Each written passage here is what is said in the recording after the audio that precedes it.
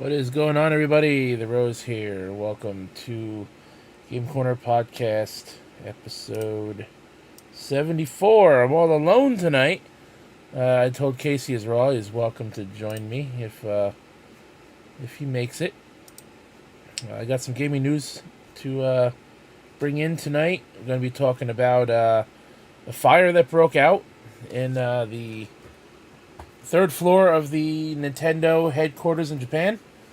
Also, according to Kotaku, so take this one lightly, we have Nintendo of America over the past decade or so has been accused here and there of sexual harassment.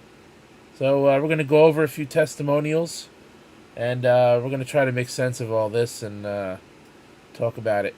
Also, Marvel and Disney, they're going to hold a video game showcase at the D23 Expo. I believe that is next month. We got the article on that. We will be sharing all the information that is known.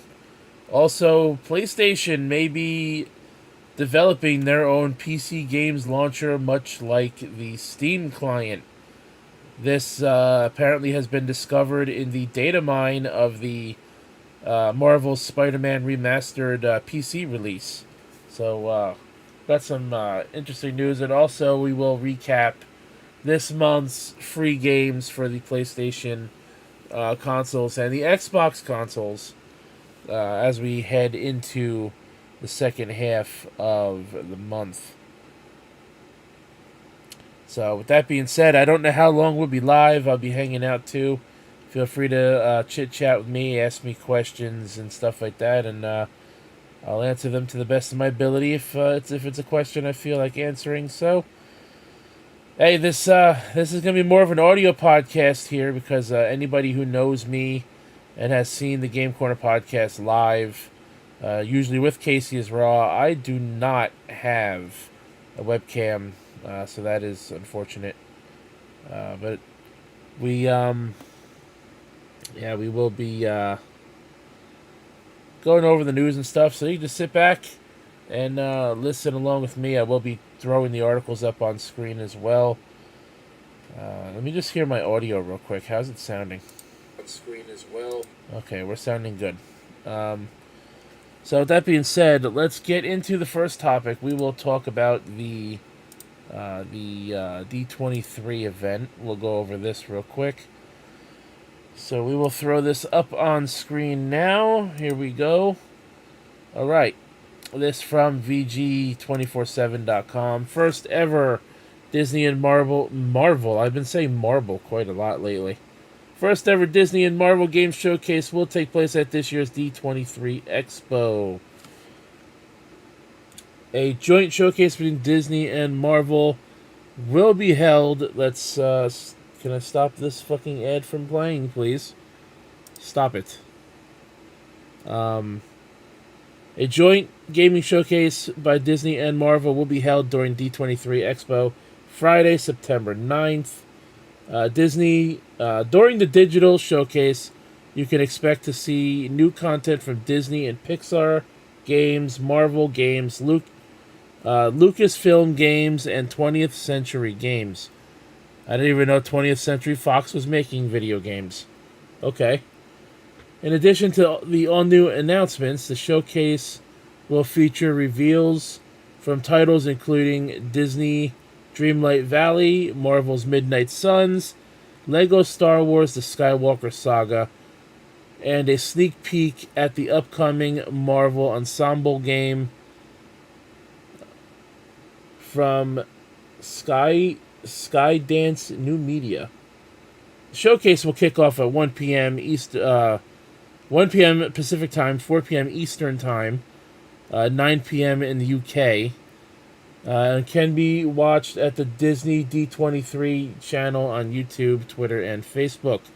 I will most likely cover this in its own separate little podcast, so I got to make a mental note of that.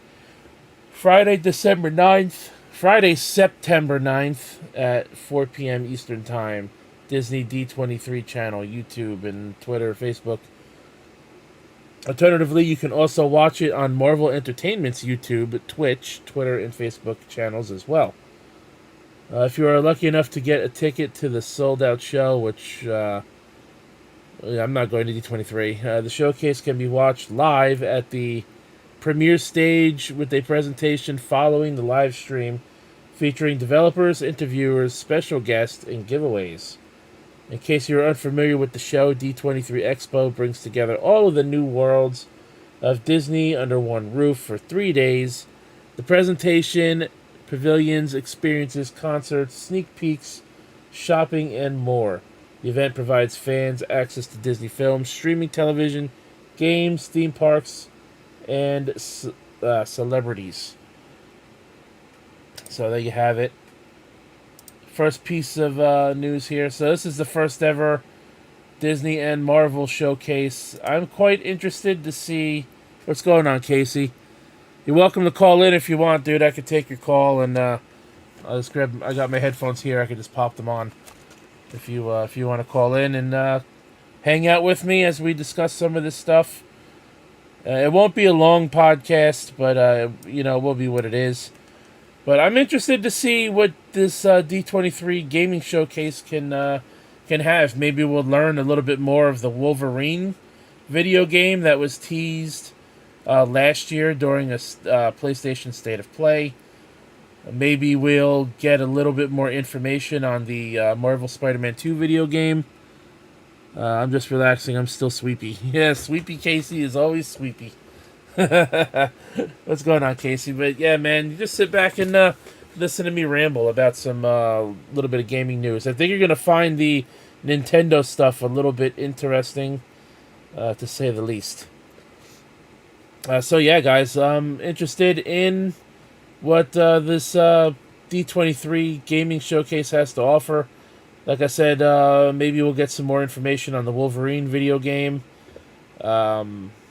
Maybe we'll get some more insight on the Marvel Spider-Man 2 game. I believe that's supposed to come out in 2024 or 2023.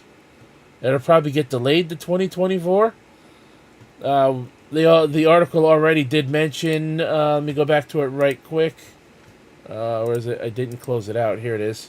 The article did say we're going to get some information from games like, what did I say? Lego Star Wars Skywalker Saga, sneak peek at the upcoming Marvel's ensemble game from Skydance New Media, whatever that's going to be. Disney's Dreamlight Valley, Marvel's Midnight Suns, which is looking like a really fun game. So I'm really interested, definitely interested in some of what they are already announced to what we're going to see. And we'll probably get something else Star Wars related. I have a feeling Lego Star Wars with Lucasfilms being a part of this is not the only bit of Star Wars we're going to see. People have been asking for a Knights of the Old Republic remaster of those older games. I know some people have been really liking those. So I have a feeling. I'm not saying it will, but I'm saying it's certainly possible. So, yeah, guys. What do you think about that? Interesting stuff, if I do say so myself. Anyways, we will hop into the next topic here. Alright, let's do this one here. Emergency services report fire at Nintedo of Japan's headquarters office building. This one coming from VGC videogameschronicles.com. Videogameschronicle.com. This one sent in to me by fellow derailed friend Jimmy Joyce. What's going on, Chili Cheese J? He's asking if everything's all right with Casey. Pretty sure everything's all right with Casey. He said things have gotten better with him on Sunday, but of course I won't exactly speak for him, so he can certainly answer that question. What's going on, Chili Cheese J? I hope you're enjoying your Tuesday night.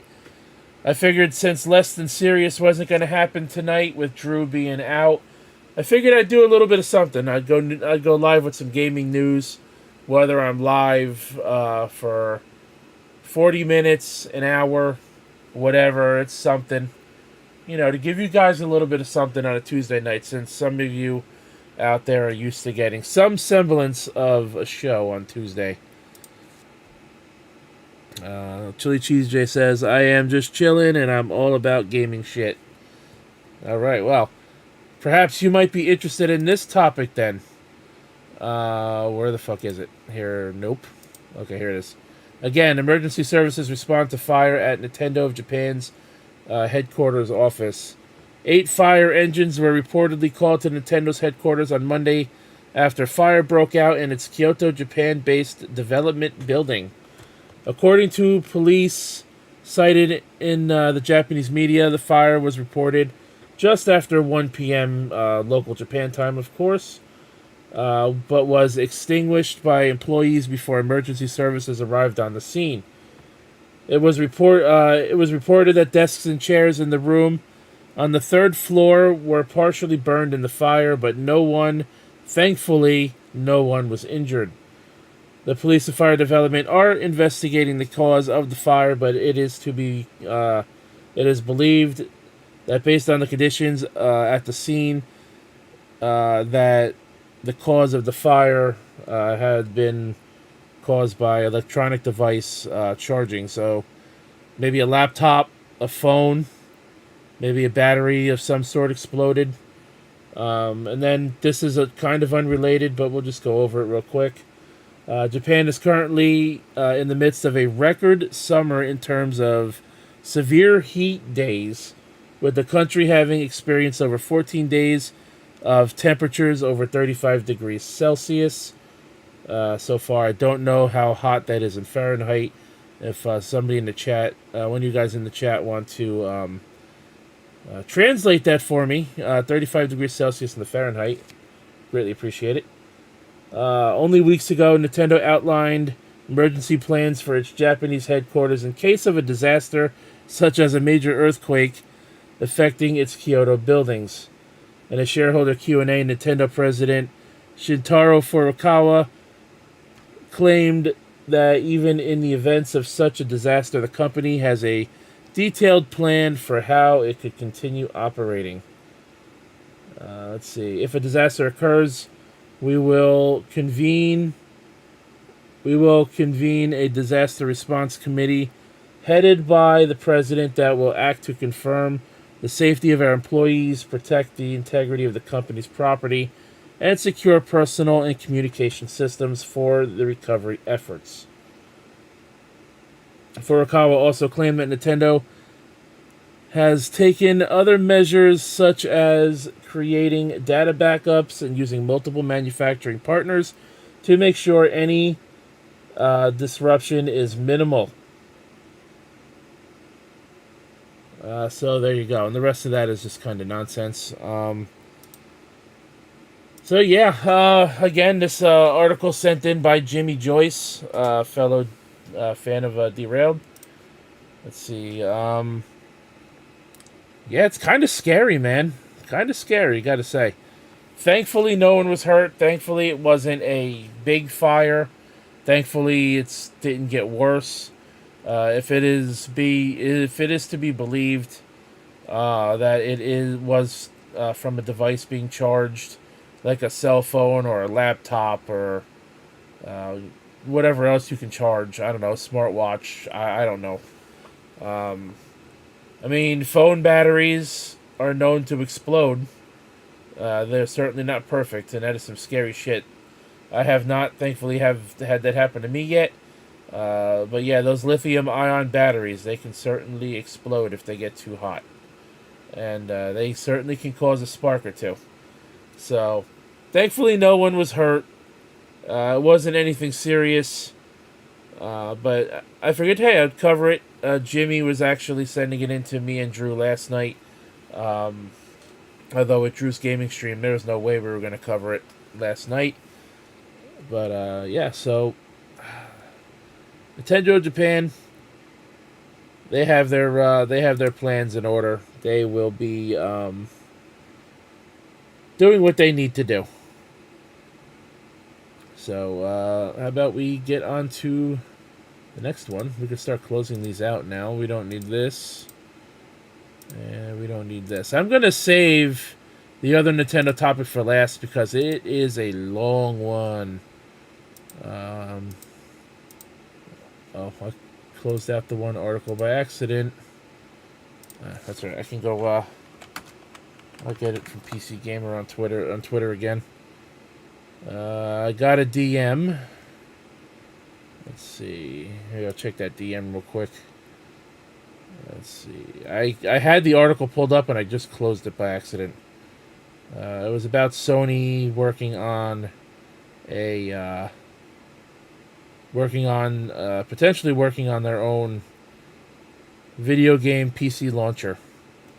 I don't find it here. Oh, you know what? No. I'm looking in the wrong place. It's IGN that shared it, not fucking PC Gamer. Okay. Let's see. Where is it? That's not it. Bear with me, folks. I am looking for an article. I had all these articles pulled up, and I fucking closed it by accident. I don't even know how long ago it was that they posted it today. If I don't find it within like the next minute, I'll check my DM real quick, and then I will. Ooh, what is this? What is this about the PlayStation 5? Astro's Playroom developers working on biggest ever game. Oh wait, here it is. Is this it? Yeah. Okay, we got it right here. Sony potentially working on a PlayStation PC game launcher. Let's check the DMs real quick. Jimmy Joyce, you're welcome for the article I sent you. Yep, appreciate it, man. Thanks again for the article. Much appreciated. Much appreciated. All right. All right, so let's get into this article now. This one, again, coming from IGN. Sony may be developing its own PC game launcher akin to Steam and the Epic Games Store for use with its range of PlayStation PC re-releases. As reported by VGC, the files for the PC version of Spider-Man Remastered include references to a PlayStation PC launcher, while game files often mention content that has been scrapped, like a potential multiplayer mode in the Spider-Man game. It at least shows that having an independent PC launcher is an idea being floated by Nintendo. Or by Nintendo, Jesus Christ. I got Nintendo in the brain. Floated by Sony. Further files also reference PSN account linked and PSN linking entitlements, despite Sony not offering any connectivity between users' PlayStation Network accounts and their PlayStation Studios PC games so far. Nothing is confirmed, of course, but Sony has invested significantly into PC publishing recently by establishing a new PlayStation PC label and purchasing PC porting specialists, Nixes. Sony also recently said that alongside investing in first-party software, its other main strategy for growing its business is releasing its software on multiple platforms, and it expects to make $300 million from PC gaming this financial year alone. Only a handful of PlayStation Studios games are available on PC so far, headlined by 2018's God of War, but also with Spider-Man Remastered, Horizon Zero Dawn, and Days Gone. Spider-Man Miles Morales is expected to be released on the platform later this year. However, alongside arguably PlayStation's biggest franchise in the Uncharted Legacy of Thieves collection. So this is a little piece of minor news. I mean, it could certainly be a way to have, all of the shortcuts for PlayStation games kind of like, Steam does. You have all the shortcuts right there on the Steam client. Epic Game Store, same thing. GOG, if anyone even still uses them. I believe Unreal has its own launcher as well for some games. So, hey, if it helps keep things organized, PlayStation is investing in PC gaming, and they're going to actually do something with it and continue to support it, I'm all for it. I have no reason to object this.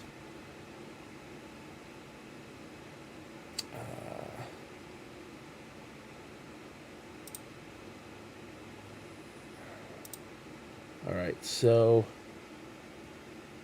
here's an article here that I did not have. I did not have this pulled up. I want to get the PlayStation Plus and Xbox Games with Gold games. I want to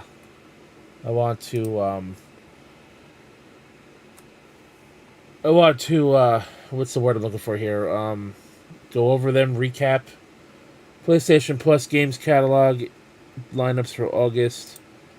It's a pretty big one. So right here from the PlayStation blog, this is actually probably one of the biggest months ever for PlayStation Plus. Games catalog lineup for August is Yakuza, Jesus Christ.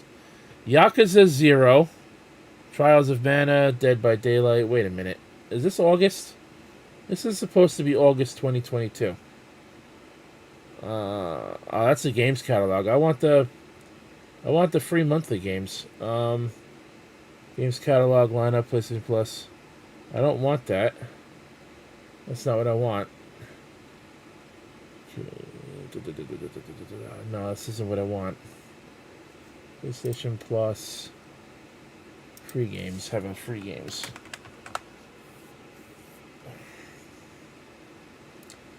Monthly games for August. Here we go. There we go. Now I got it.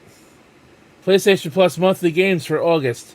Yakuza Like a Dragon, Tony Hawk's Pro Skater 1 and 2, and Little Nightmares.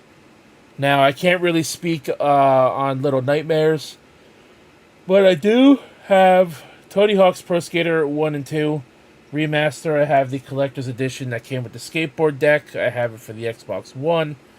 It is a fantastic game, and it certainly brings the nostalgia from the late 90s. With the first two Tony Hawk games. Very well done. Great remakes, in my opinion. Of course, they updated the gameplay mechanics system from those games to a much more modern take on the skateboarding games. And also, Tony Hawk Pro Skater 1 and 2 Remastered has the online play, as well as create your own skate park. And you can create your own skate park and share them online. And you can play them online with other people. So, that's pretty cool. It will be available until September 6th. So you have until September 6th to download it. Also, Yakuza Like a Dragon, made by Sega. It is one of the latest game, or one of the latest games in the Yakuza series of games. Yakuza, I've played Yakuza Kiwami, and I really enjoyed that game. I haven't played any other one since, but since this one is free, also available until September 6th, I am certainly going to download this one. As for Little Nightmares, never played it, so I don't know anything about it.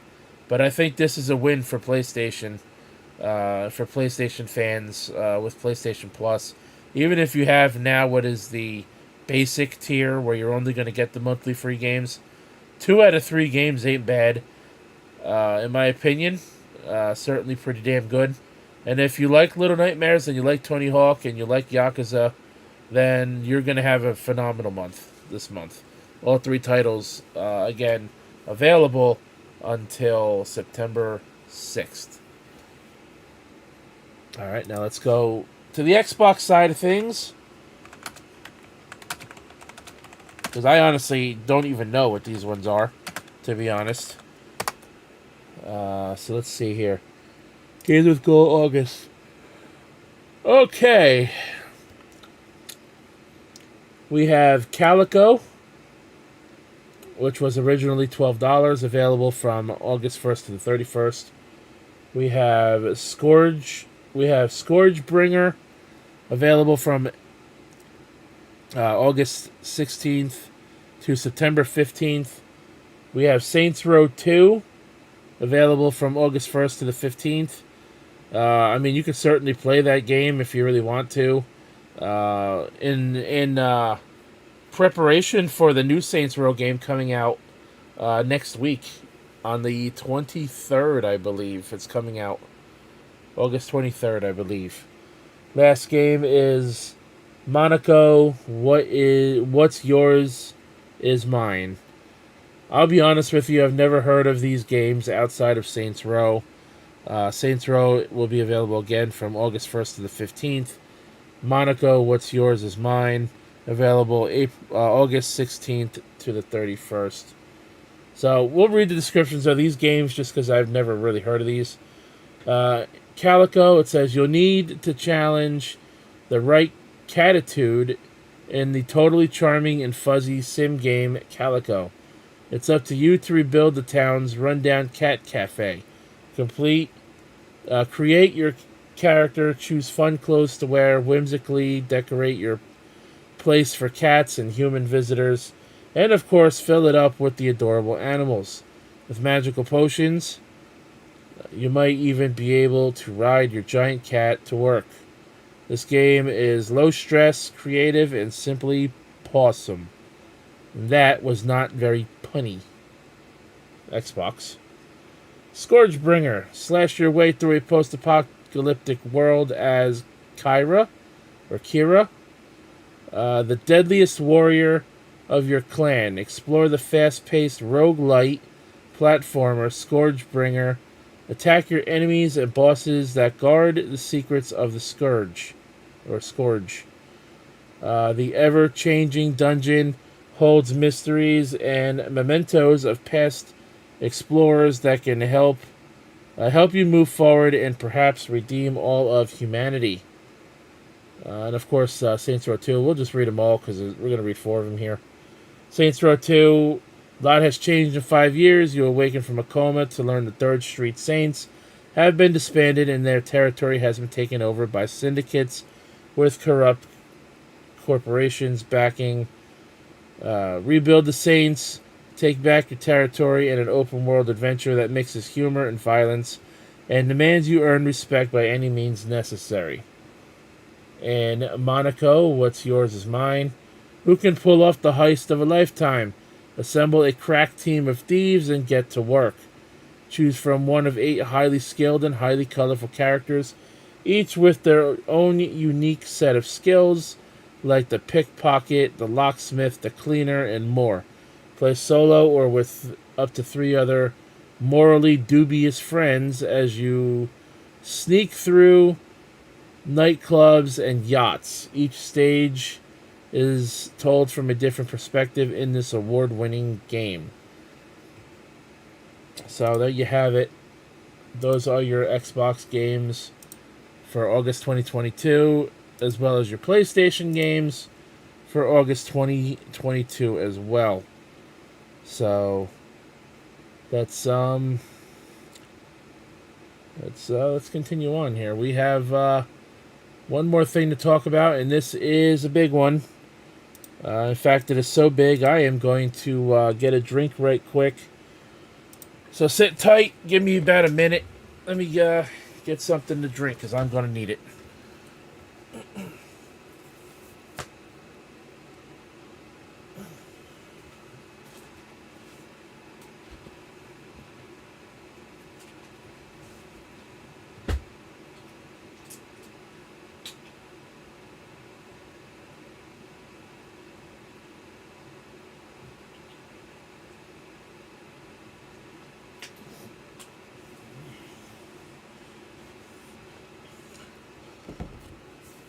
That felt good. Definitely needed that. Right.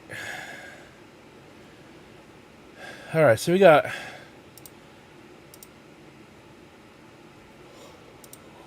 one more thing to talk about. This is a big one. Nintendo of America's testers say they've faced years of sexual harassment. Nintendo of America now apparently being accused of sexual harassment. We will be going over the article as well as 3 testimonials that have been given over the years. The sub tagline for this article states, female game testers at Nintendo had frat house experiences with a gaming company known for its wholesome image. So what do you guys think of that? Nintendo and sexual harassment. Never thought I'd hear those words in the same sentence. As squeaky clean as Nintendo likes to keep things, I never thought I'd speak those words in the same sentence.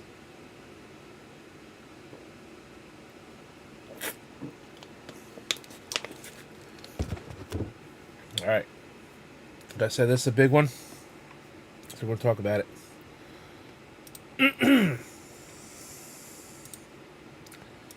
All right, you can follow along with me here on the screen. Here we go.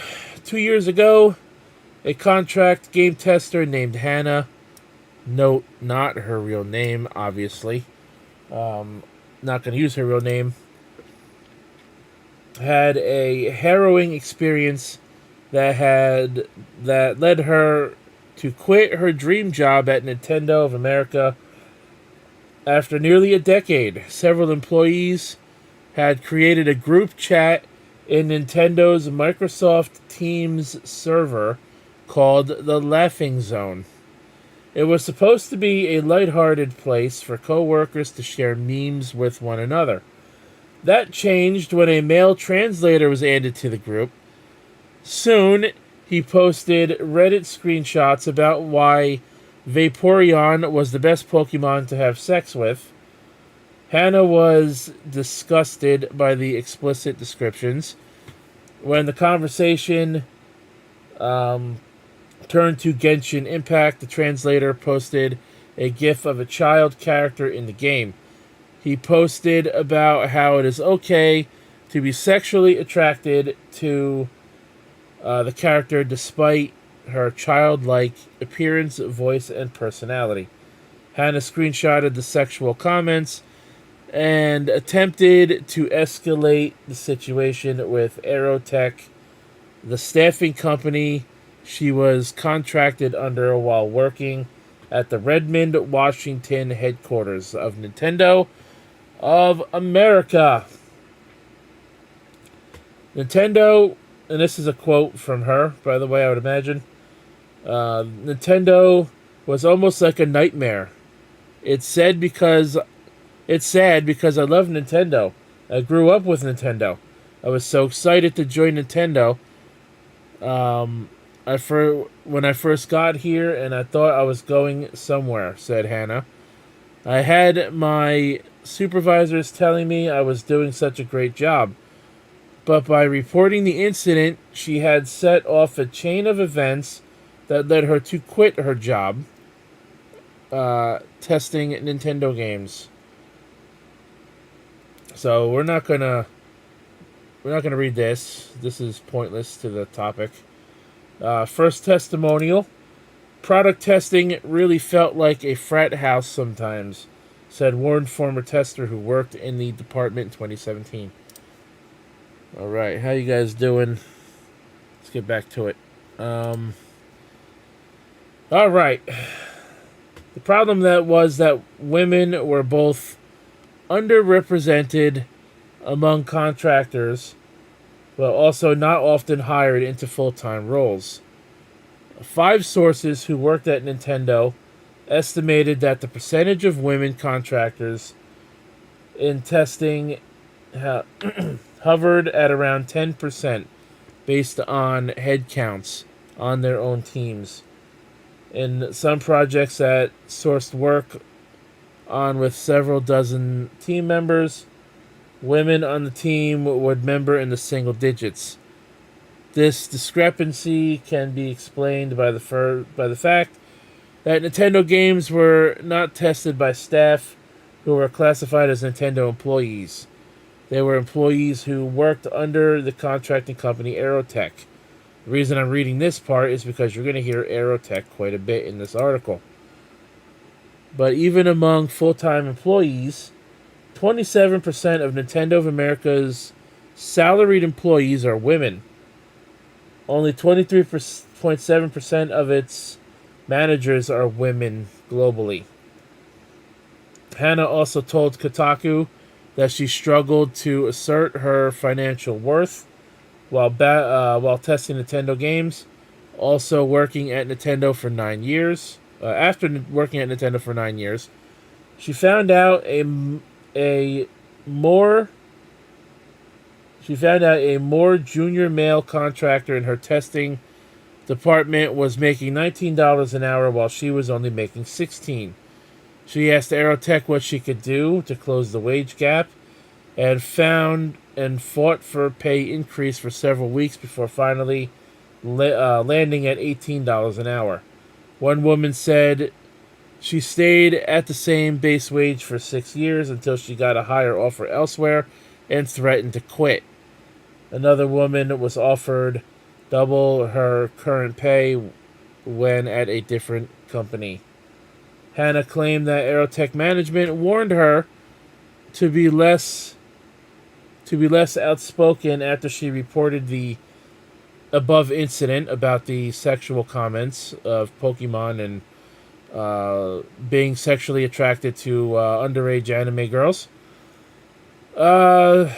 She said that her friends from the work group chat blamed her for reporting the incident, and that the only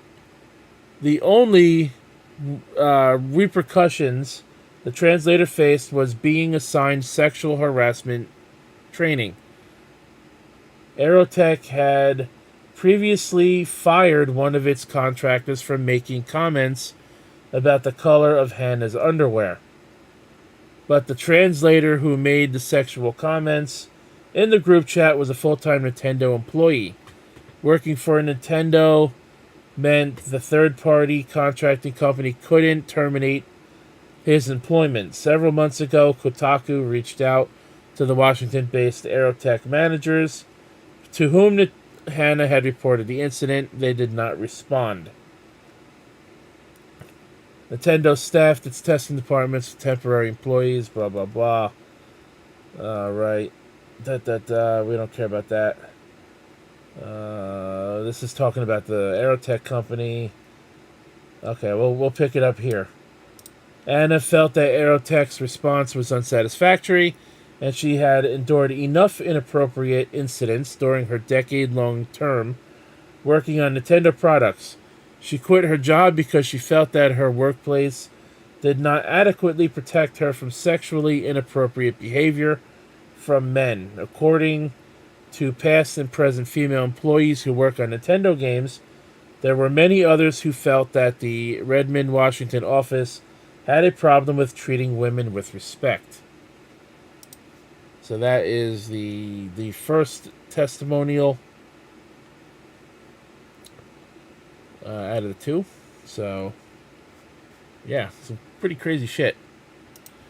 All right, let's get into the second one here. Let's see. Kotaku spoke to 10 sources for this article who worked at Nintendo at different points in the past decade. They told the story of corporate culture where sexist behavior was commonplace, and very little action was taken to address it.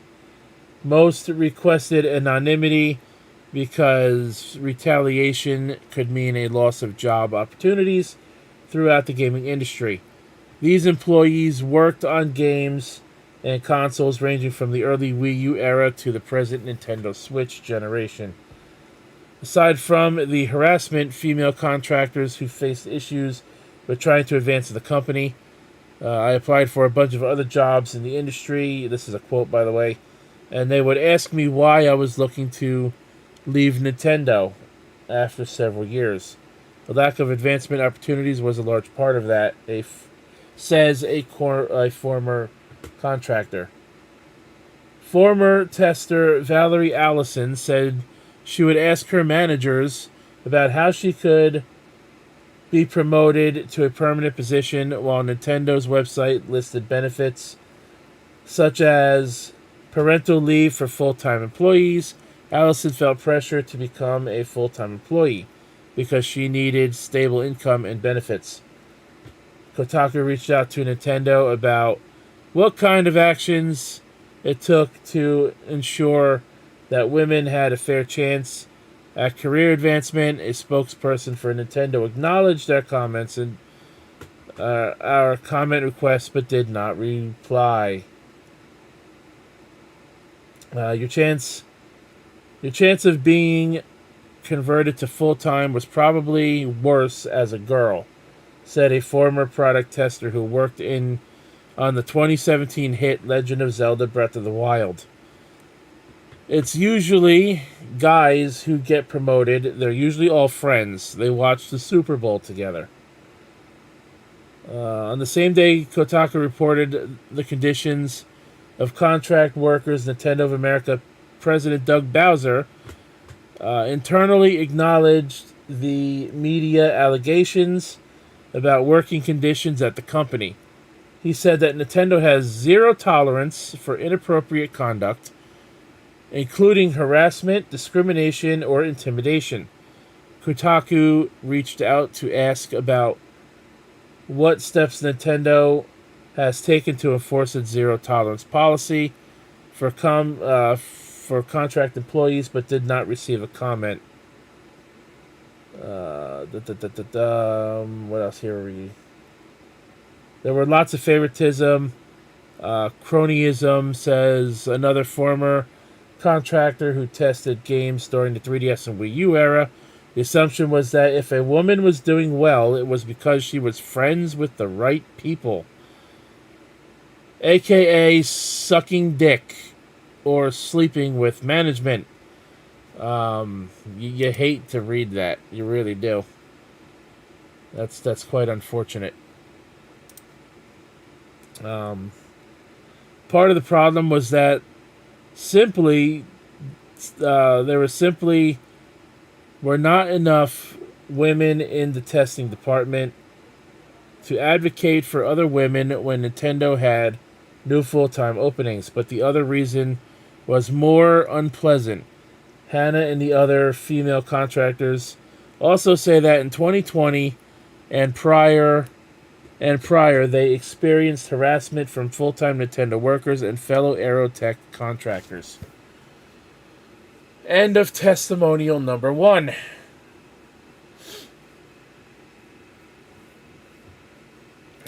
Man. Give me a swig of water. Give me a second.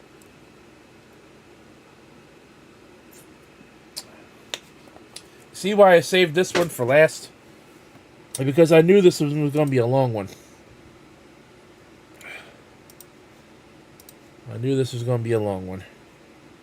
All right. Testimonial number 2. The stalking victim told Kotaku that she cried at her desk and had panic attacks every day. He said verbatim that he would get her fired. He would get me fired if I reported it.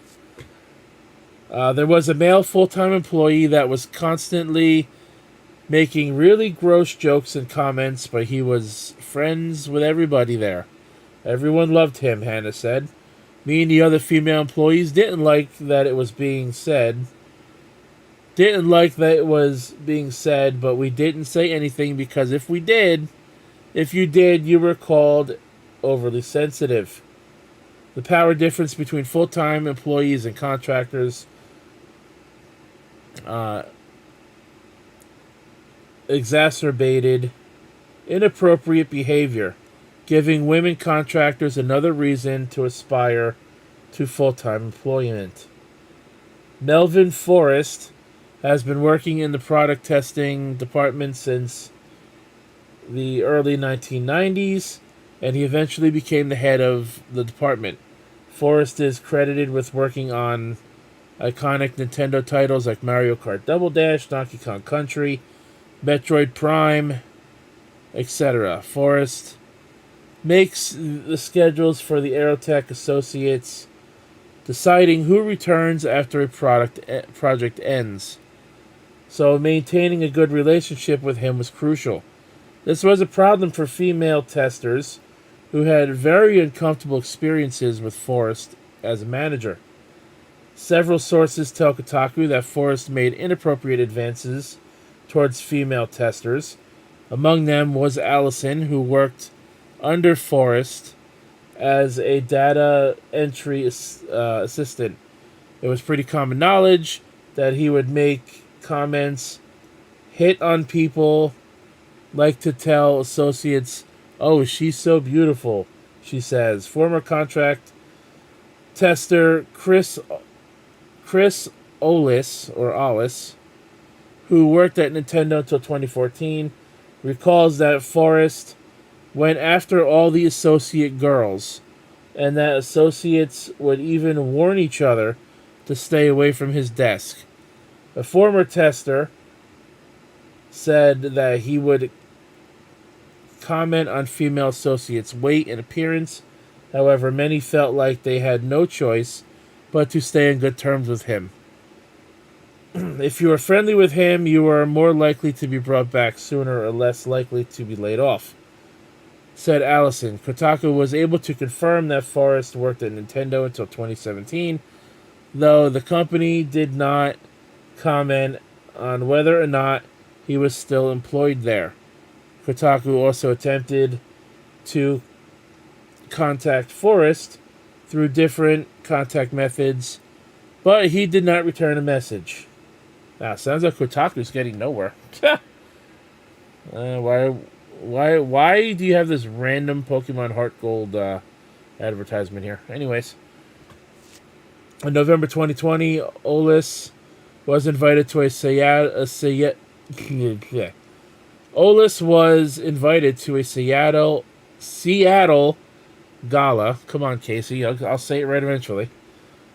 Seattle gala, for which Nintendo was a sponsor. He told Kotaku that at the party, his supervisor, Eric Bush, leaned in and told him to ask a female contractor what color her panties were. Bush was also a highly prolific employee whose name can be found in the credits of some of Nintendo's most beloved games, such as Golden Sun, multiple Pokemon titles. Okay, now the Heart Gold thing makes sense.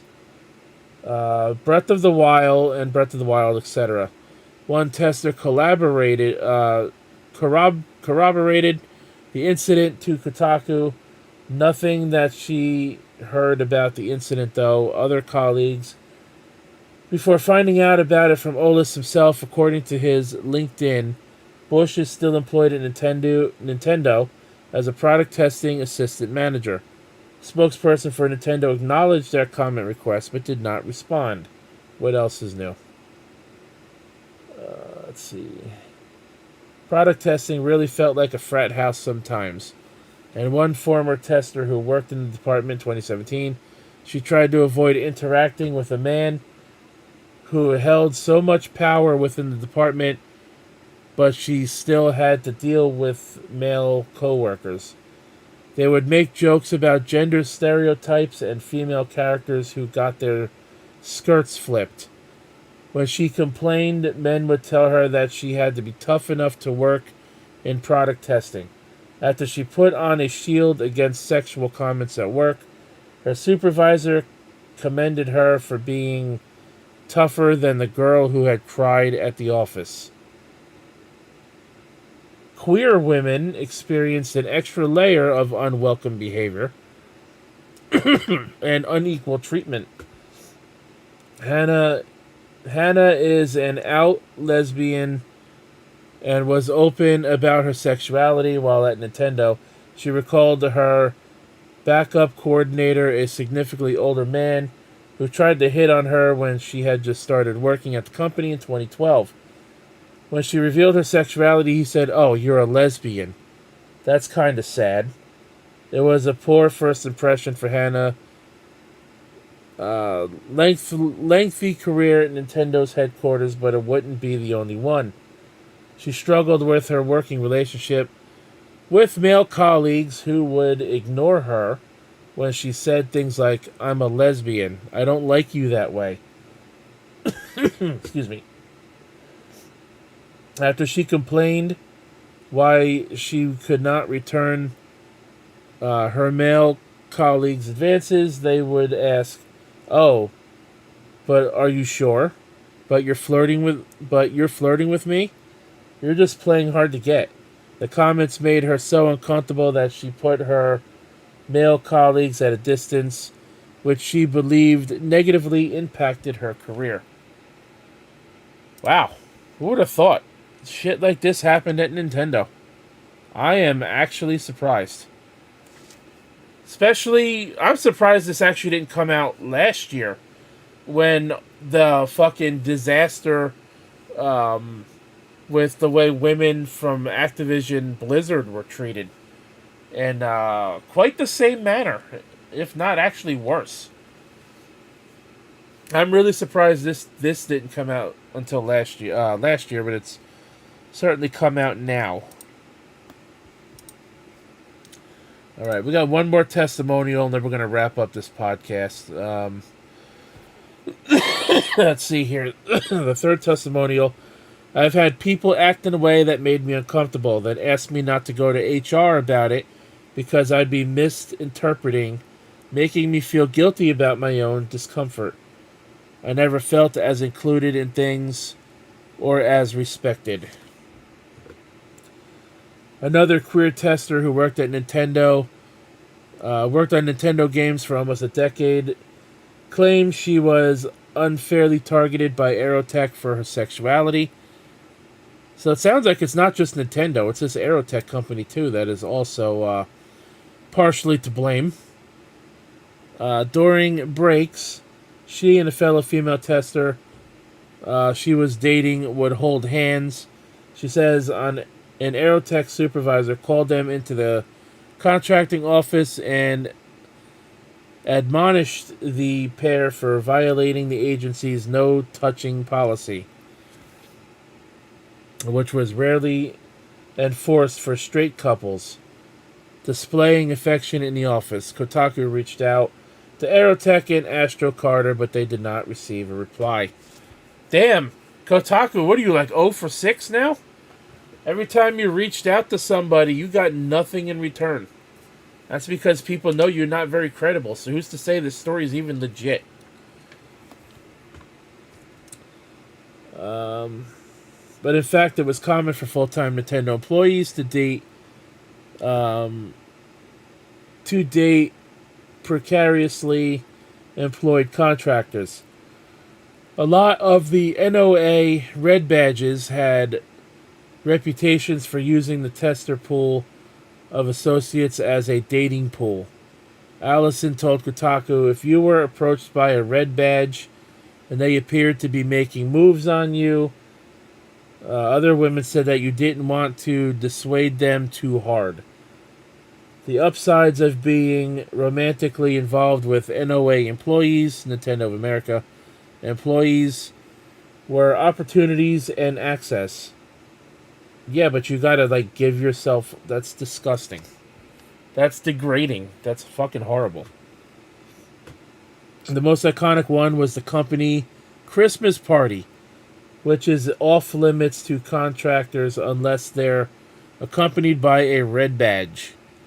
To associates who tried to improve their standing, it was worth dealing with the power imbalance if it meant being a part of the prestigious Nintendo brand.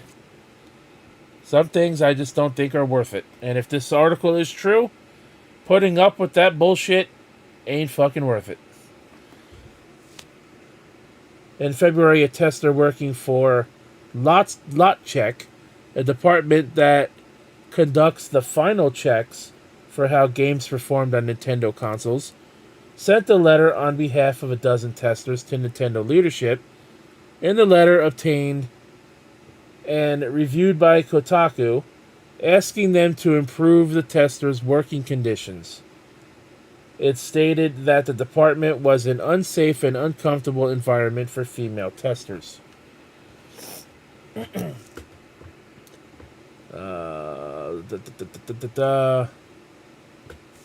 Lot check felt like a deeply uncomfortable place to be as a woman, wrote one anonymous contributor into the letter. I felt like I was treated with a sense of otherness. I have had people act in a way that made me uncomfortable, then asked me not to go to HR about it because I'd be misinterpreting, making me feel guilty about my own discomfort. I never felt as included in things or as respected. Tester claims that Aston Carter had acknowledged the letter but did not act due to the anonymity of the employee. Kotaku reached out to Nintendo to ask if it had seen the letter, but the company, of course, did not respond. Yep, keep riding that goose egg there, Kotaku. Yeah, keep riding that goose egg.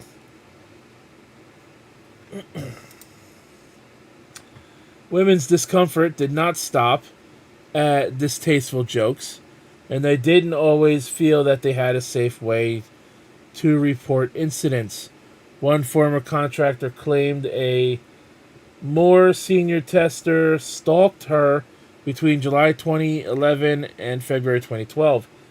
He made calls and sent text messages to her phone that one witness felt were disturbing. Kotaku corroborated reports of his persistent behavior with 3 other sources. The stalking victim told Kotaku that she cried at her desk and had panic attacks every day, but because the man was friends with the right people, she didn't feel she could flag the stalking to her contracted company. 3 other sources corroborated about how the stalker had free rein to torment his victim. He said verbatim that he would get me fired if I reported it, the woman said to Kotaku. Despite these unwelcome incidents, many women chose to stay at Aerotech for years due to their attachment to the Nintendo brand.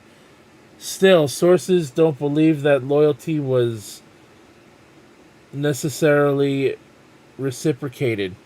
You're just a disposable commodity.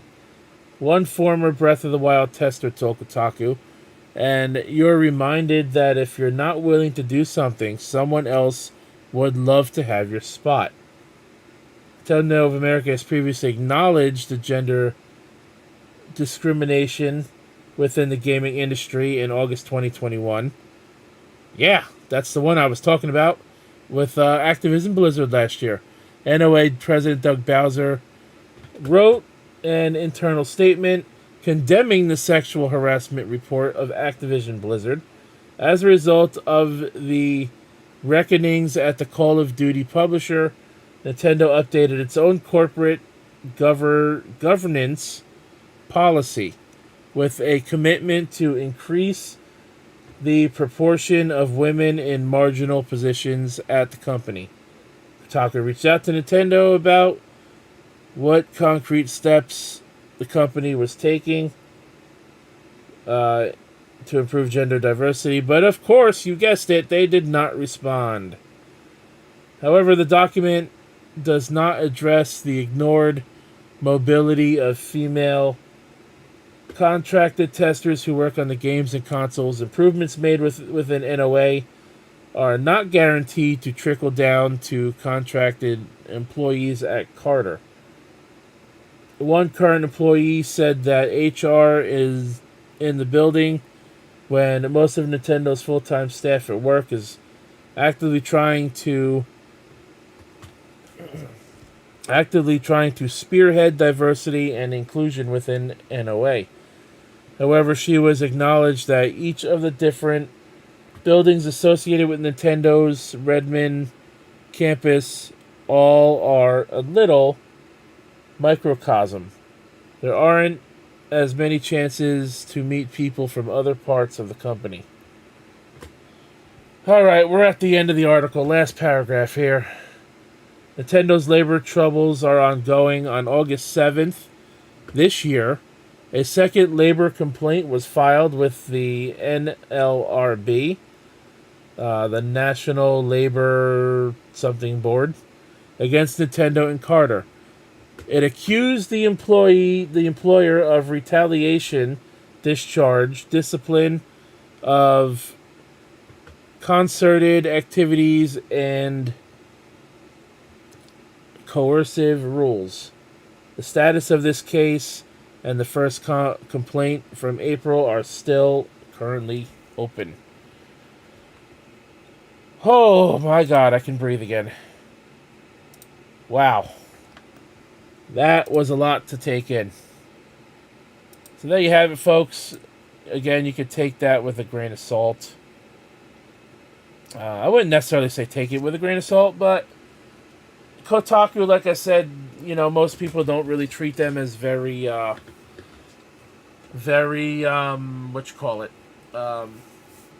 credible. And if you were to look at their Twitter feed, when they posted this article, you would certainly see that. People certainly are making jokes about the article, certainly not taking it seriously. I mean, look, if sexual harassment and discrimination and all this other bullshit is taking place at a major video game company, probably more reputable than Activision Blizzard, this shit needs to be addressed and it needs to be stopped. It's fucking disgusting. It's wrong. And you would think after...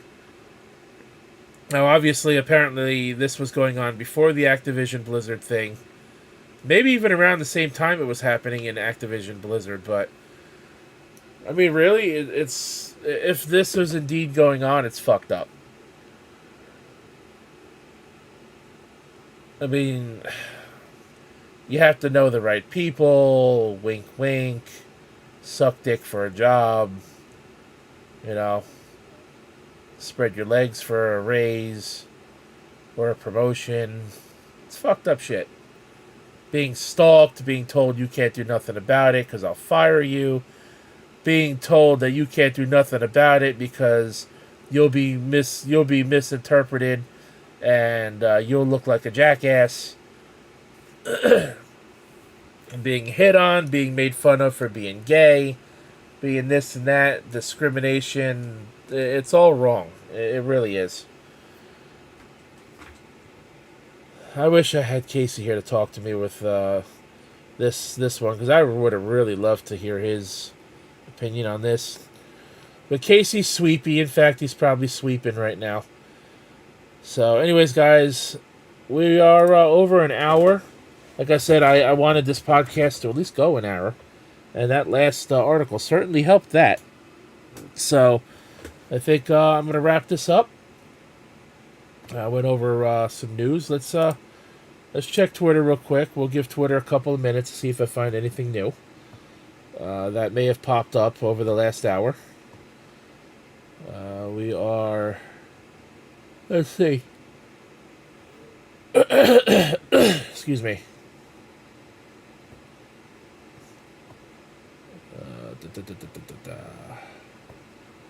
We're looking. So far, I'm not seeing much.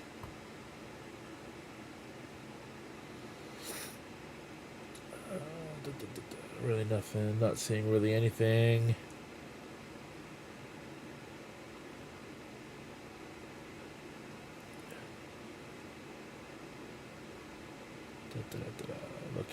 Looking. Yeah, I'm not really seeing anything, guys. In fact, I am starting to see... Ooh, hello. I'm starting to see some tweets that I seen earlier.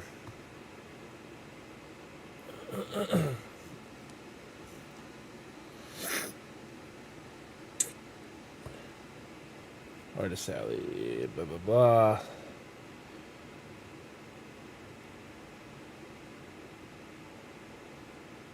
Yeah, I'm not seeing anything that has come up, so.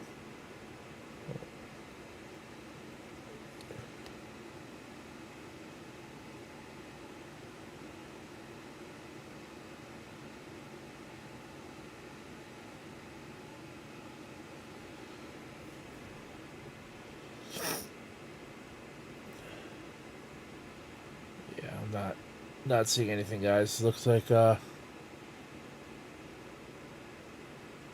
gonna wrap it up here. I'm not finding anything out. Although there is one other thing I can go over real quick. A pre-order listing for Mortal Kombat 30th Anniversary Edition is on Amazon.co.uk's website, Amazon UK. Releasing on September 26th, which is a Mortal Monday. You will get a beautiful steelbook edition of Mortal Kombat 11 Ultimate. You'll get a beautiful steelbook edition of Mortal Kombat 11 Ultimate, and you will also get the Mortal Kombat 2021 movie as well in 4K Ultra Blu-ray. But other than that, yeah, guys, I have nothing else. Oh, God. What am I looking at? That was something. That was something. Sometimes you scroll through Twitter and you come across something you're not necessarily wanting to see. Anyways, well, guys, I think I'm going to wrap it up here. Thanks for coming out. Those of you who came out to check out the stream tonight, appreciate it. Thank you very much. Check out the Derailed Podcast every Sunday night, 9 p.m. Eastern Time. Obviously, there was no Less Than Serious tonight. Less Than Serious will be back with episode 50 next Tuesday night, 10 p.m. Eastern Time. Check out the Derailed Gaming channel, where the channel has officially launched yesterday with Legend of Zelda Breath of the Wild, episode 1. It is possible that this Friday will be episode 2. We're not exactly sure. It all depends on Drew's schedule. Anyways, also the Derailed Patreon for $1 a month. You get bonus content with Casey as Raw, myself, Big Tex, Gatekeeper Drew, and anyone else who wants to chip in. Casey and I do have a podcast type video coming out very soon to the Patreon. It'll probably be up by the end of the week. So you want to check that out. When that hits $1 a month, you get a fair amount. You get a fair amount of extra content for $1. You know, it's 25 cents a week. You don't get any better than that on Patreon. But also, guys, follow me on Twitch, Facebook, Twitter, and subscribe right here to the YouTube channel if you're not already. And, of course, guys, the social media is there, so you know when I go live or upload a video. Speaking of videos, I uploaded a video on some stuff that I bought that I ordered online. Finally came in. I was able to get it. I unboxed the stuff. Check it out. That video is on the channel, as well as a short of the figure being put together, or after it was put together. A short video, short of that being shown off. So anyways, guys, thanks for watching this episode of the Game Corner Podcast. My name is The Rose, and until next time, thanks for watching, everybody. Have a good night. And until next time, I'll catch your ass down the road.